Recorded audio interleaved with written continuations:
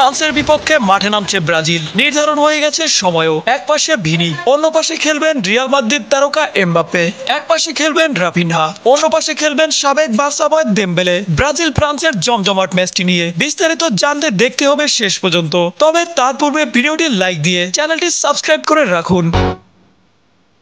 এবার মুখোমুখি হতে যাচ্ছে রিয়াল মাদ্রিদের দুই তারকা ফুটবলার। এক পাশে এমবাপ্পে, অন্য পাশে থাকবেন ভিনিসিয়াস জুনিয়র। অর্থাৎ আন্তর্জাতিক ম্যাচে মুখোমুখি হতে যাচ্ছে ব্রাজিল এবং ফ্রান্স। বিশ্বকাপে আর্জেন্টিনা ও ফ্রান্সের জমজমাট ম্যাচ দেখেছে পুরো বিশ্ববাসী। ভবিষ্যতেও আর্জেন্টিনা এবং ফ্রান্সের মধ্যে একটি প্রীতি ম্যাচের আয়োজন করছে ফ্রান্স ফুটবল। তবে তার পূর্বেই আগামী 28শে মার্চ মাঠে নামবে ব্রাজিল ও ফ্রান্স।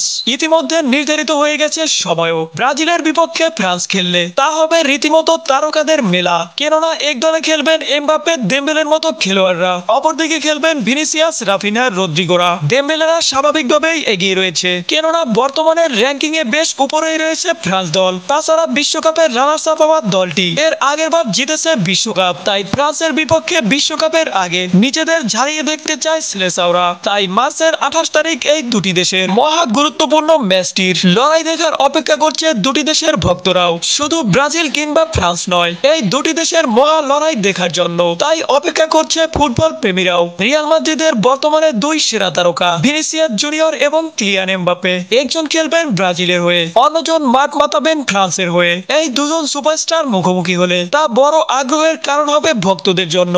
এছাড়াও বর্তমান ব্যালন ডিওর জয়ী দেমবেলেও খেলবেন ফ্রান্সের হয়ে, আর তারই ব্যালন ডিওর প্রতিদ্বন্দ্বী রাফিনহা খেলবেন ব্রাজিলের দলে।